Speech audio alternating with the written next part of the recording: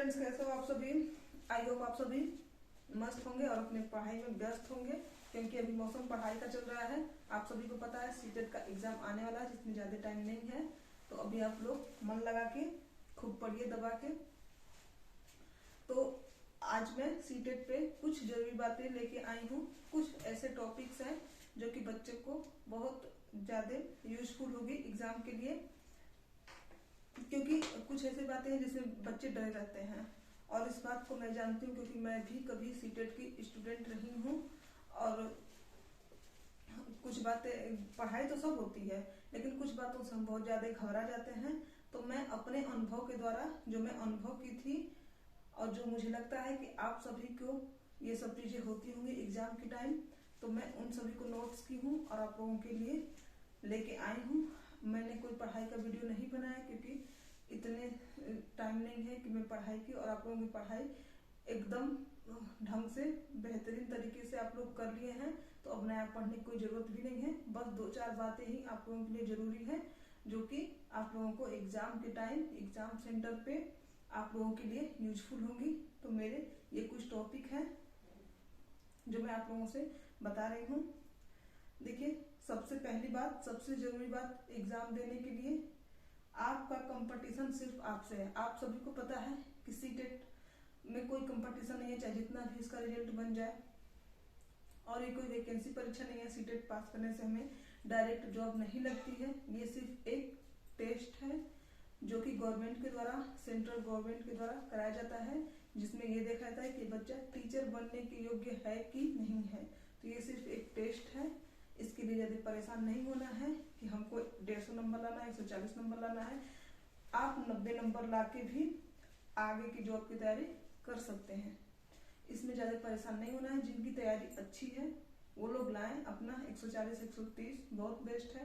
लेकिन जिनका भी पहली बार है, या फिर जिनकी कुछ मजबूरियां होती हैं, जो हाउस वाइफ हैं, जिनके घर की जिम्मेदारियां होती हैं, वो पढ़ नहीं पाती हैं, उनको 5 घंटे 6 घंटे नहीं मिल पाता है, तो अपना 3-4 घंटे ही पढ़ी हैं वो, या अभी भी पढ़ेंगे 3-4 घंटे तो निकल जाएगा। तो उनके लिए तो 90 नंबर ही सेफ है और इतने में खुश रहना चाहिए। 90 नंबर बहुत है सीटेट के लिए। और दूसरा टॉपिक है, कोई मेरिट नहीं बनती। सीटेट में कोई मेरिट नहीं बनती कि इस बार ज्यादा रिजल्ट बना है तो मेरिट को हाई कर देंगे, ऐसा कुछ भी है। सीटेट में कोई मेरिट नहीं बनता। सिर्फ एक क्राइटेरिया होती है कि जनरल को इतना लाना है, ओबीसी को इतना लाना है। तो मैं तो कहती हूँ आप सभी लोग चाहे जिस कैटेगरी में आते हैं, 90 से ऊपर, 90 से ज्यादा 1-2 नंबर, या फिर 90 भी रहेगा तो सही है। इसके लिए घबराना नहीं है, नया नहीं पढ़ना है। आप सभी को पता है कि सीटेट के एग्जाम में ज्यादा टाइम नहीं है, तो इसमें कुछ भी नया नहीं पढ़ना है। जो आप पहले का पढ़ चुके हैं बस उसी को भूलना नहीं है, उसी को रिवीजन करना है। इसमें कुछ भी नया नहीं पढ़ना है कि हम यहाँ से 2-4 लोगों की बातें सुननी है, यहाँ पे तो वहाँ पे, तो यूट्यूब पे कुछ भी नया नहीं सुनना है, ना ही नया देखना है। बस जितना आप पहले से पढ़ चुके हैं बस उसी को बना के रखना है, नया के चक्कर में नहीं पढ़ना है। No negative marking. आप सभी को पता है सीटेट में नेगेटिव मार्किंग नहीं आता है। कुछ एग्जाम्स होते हैं जिसमें नेगेटिव मार्किंग आते हैं, तो जो हमारा, मान लीजिए हम 10 नंबर का किए हैं, तो नेगेटिव मार्किंग में तुक्का लगाने में हमारे ये भी मार्क्स कट जाते हैं। तो सीटेट में नेगेटिव मार्किंग नहीं है। जितना नहीं आता है आप उसको भी अगर उस गोले को रख देंगे तो 2-4 नंबर मिल ही जाते हैं। 150 में कोई भी क्वेश्चन नहीं छोड़ना है। जो नहीं भी आ रहा है उस गोले को भी आपको रंग देना है। तुक्का भी सही जाता है सीटेट में। तो नेगेटिव मार्किंग नहीं है, घबराना नहीं है, और क्वेश्चन सारे आपको करके आने हैं। नो टेंशन, टेंशन बिल्कुल नहीं लेना है, क्योंकि टेंशन एक ऐसी बीमारी है, चाहे एग्जाम हो चाहे कोई भी काम हो, अगर हम उस चीज का टेंशन ले लेते हैं, प्रेशर में आ जाते हैं, तो वो काम हमारा बनते बनते बिगड़ जाता है। और ऐसा मेरे साथ हो चुका है। टेंशन बिल्कुल नहीं लेना है, एकदम फ्री माइंड से एग्जाम देना है और आपका एग्जाम बहुत अच्छा जाएगा, इतना भरोसा रखना है। और अगला है टॉपिक, व्याकरण नहीं सिर्फ पैसेज पढ़ना है। आप सभी को पता है कि सीटेट में 2 लैंग्वेज होता है, एक हिंदी सबके लिए और दूसरा या फिर आप संस्कृत लें या फिर इंग्लिश लें। तो उसमें 15 नंबर का पैसेज आता है और 15 नंबर का पेडागॉजी आता है। तो इसके लिए आप व्याकरण पढ़ने मत बैठ जाइएगा। व्याकरण में कुछ भी नहीं आता है, बस वो पैसेज से ही 2-3 या फिर कभी कभी एक, वो उसी में से व्याकरण निकाल लेता है, जो कि एकदम बेसिक होता है। जो पहले से व्याकरण पढ़ चुके हैं उनके लिए तो बहुत अच्छी बात है, जो नहीं पढ़े तो इसमें परेशान होने की कोई बात नहीं है। व्याकरण से आपका नंबर नहीं कटने वाला है, वो एकदम ईजी आता है, वो आप लगा लेंगे। और अगला है, लास्ट टाइम में नंबर को लेकर चिंता नहीं करनी है। लास्ट टाइम में नंबर को लेके, जैसे कि हम पहले बता चुके हैं कि ये कोई कंपटीशन वाला एग्जाम नहीं है, इसमें खुद से कंपटीशन है, नेगेटिव मार्किंग नहीं है। तो नंबर को लेके, स्कोर के लेके हमें टेंशन नहीं आना है। 90 नंबर भी आ जाएगा तो हमारी डिग्री मान्य हो जाएगी। और अब तो लाइफ टाइम के लिए हो गया है सीटेड, तो ज्यादा घबराना नहीं है।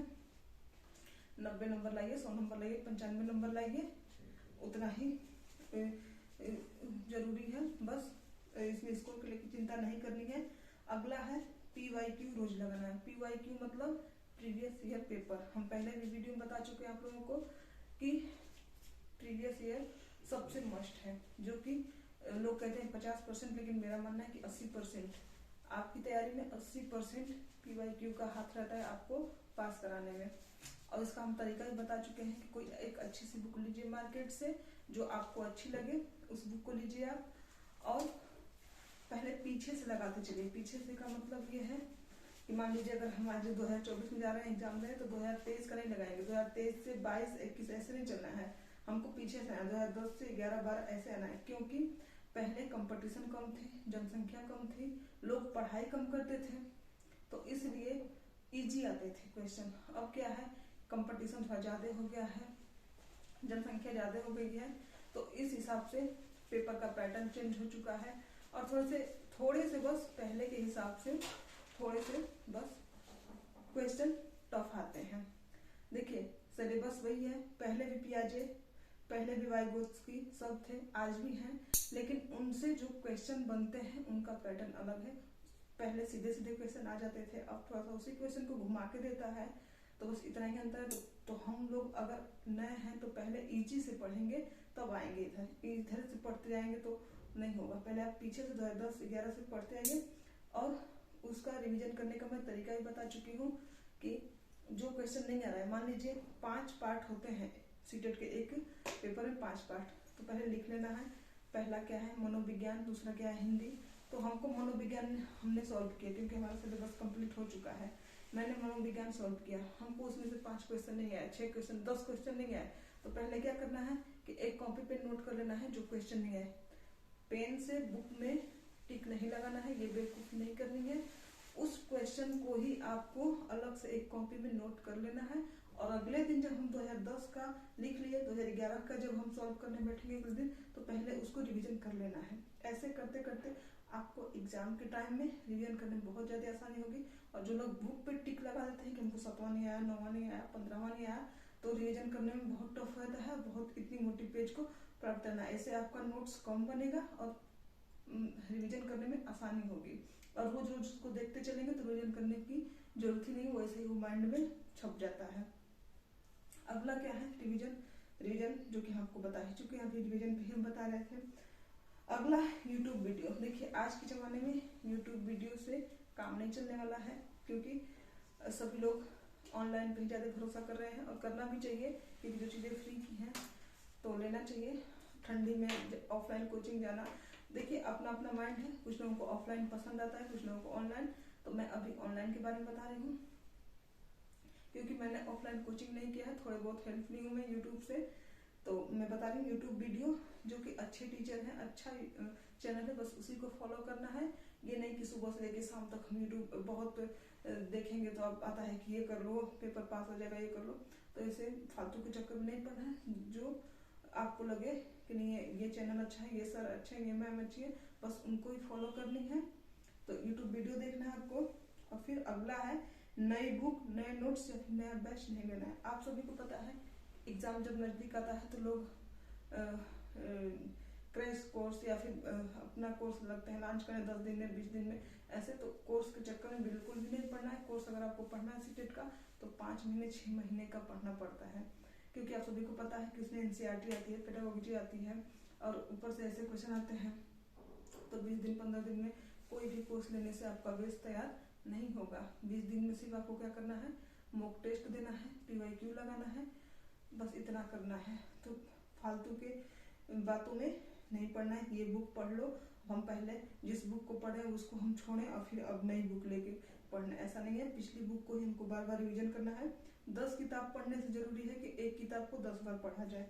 फिर नए नोट्स बिल्कुल नहीं लेना है। इस टाइम पे बहुत सारे लोग अपने नोट्स देते हैं, नहीं लेना है। जो आपका खुद का नोट्स है, जो आप खुद बना के रखे हैं, NCERT से, यूट्यूब वीडियो से, अपने सिलेबस से, अपने कॉपी किताब जो आप पहले का पढ़ चुके हैं BEd BTC में, उसमें नोट्स आप बना के रखिए, बस उसी को रिविजन करिए और उस हिसाब से आप मॉक टेस्ट लगाइए। और प्रीवियस ईयर तो है ही, तो आपको पता चल जाता है किस टाइप से इससे क्वेश्चन बन रहे हैं। बस अगला है पेडागोजी पे ध्यान। पेडागोजी पे आपको ध्यान देना है, क्योंकि आप सभी को पता है कि सीटेट के एग्जाम में लगभग 90 नंबर का पेडागोजी ही आता है और बिना पेडागोजी के सीटेट एग्जाम नहीं निकलने वाला है। पहला पार्ट आता है मनोविज्ञान का, जिसमें 30 क्वेश्चन रहते हैं, वो पेडागोजी आधारित रहता है। जो मनोविज्ञान अच्छे से पढ़ लिया उसका बाकी पेडागोजी सारे पार्ट का 15-15 नंबर का तैयार हो गया, 75 नंबर का मान के चलिए। तो मनोविज्ञान को तो छोड़ना नहीं है, वो दोनों पेपर में आता है। हिंदी को छोड़ना नहीं है, दोनों पेपर में आता है। और फिर पेडागोजी को नहीं छोड़ना है, दोनों पेपर में आता है। तो कुछ चीजें कॉमन है जो कि दोनों पेपर के लिए जरूरी है। मैं इस पे अगला टॉपिक बनाऊंगी, दोनों पेपर में क्या क्या चीजें पढ़ेंगे तो दोनों में काम आएंगी। लेकिन अभी के लिए पेडागोजी पे ध्यान देना है। उसमें क्या देखना है कि बच्चे को सक्रिय रखना है, बच्चे को मतलब 2-4 ऐसे वर्ड हैं जिनको अच्छे से ध्यान रखना है। वो जिस ऑप्शन में मिलेगा उसी पे टिक लगाना है, क्योंकि आप सभी को पता है कि सीटेट का क्वेश्चन थोड़ा बड़ा रहता है और उसमें 4 ऑप्शन रहता है, चारों ऑप्शन सही लगता है, जिसमें हम देखेंगे बच्चा सक्रिय है, बच्चे को अच्छा माहौल मिल रहा है। 2-4 है, हम बताएंगे कभी आप लोगों को ये सब। तो पेडागोजी एकदम मस्ट है, जिसमें बच्चे को ज्यादा ध्यान दिया जा रहा है बच्चे पे, तो उसी को लगाना होता है। वो आप लगाएंगे धीरे धीरे तो खुद आपको समझ में आ जाएगा। अगला है 3 सब्जेक्ट पे ध्यान देना है। देखिए 3 सब्जेक्ट पे ध्यान देना है। पहला मनोविज्ञान, दूसरा हिंदी और तीसरा EVS। 3 पे ध्यान देना है। जो आपका फर्स्ट लैंग्वेज है, मनोविज्ञान को ध्यान देंगे तो 5 पार्ट में आपको काम करेगा पेडागोजी में। और हिंदी अगर आपकी अच्छे से तैयार है तो आपकी सेकंड लैंग्वेज भी तैयार हो जाती है। हम हिंदी संस्कृत की बात करें, जो लोग हिंदी अच्छे से पढ़ेंगे व्याकरण से भी रहता है। तो 2-3 और EVS पे ध्यान देना है, जो कि दोनों पार्ट में आता है, पेपर 1 में, पेपर 2 में EVS और उसमें SST। लेकिन कुछ चीजें सेम होती है इसमें भी, और पेडागोजी तो है ही। तो इस पे अब अगला है अपने पे भरोसा रखना है। लास्ट है अपने पे भरोसा रखना है। घबराना नहीं है कि वो 8 घंटे पढ़ रहा है, 10 घंटे पढ़ रहा है और हमारे पास काम है, सुबह शाम मैं काम करती हूँ, तो हम तो 10 घंटे मिल नहीं पाते, मुश्किल से 3-4 घंटे ही मिल पाते हैं, तो मेरा नहीं निकलेगा, उसका निकल जाएगा। ये सब फालतू की चीजें नहीं पढ़ना है, घबराना बिल्कुल नहीं, और खुद पे भरोसा रखना है। तो ये कुछ चीजें हैं, मैंने नोट्स बनाए हैं इतनी मेहनत से आप लोगों के लिए, जो एग्जाम के लास्ट टाइम में आप लोगों को बहुत ज़्यादा यूजफुल होंगी। और ये चीज़ें मेरी अनुभव की है, जो मैंने अनुभव किया है, तो मैंने खुद से नोट्स बनाए हैं आप लोगों के लिए।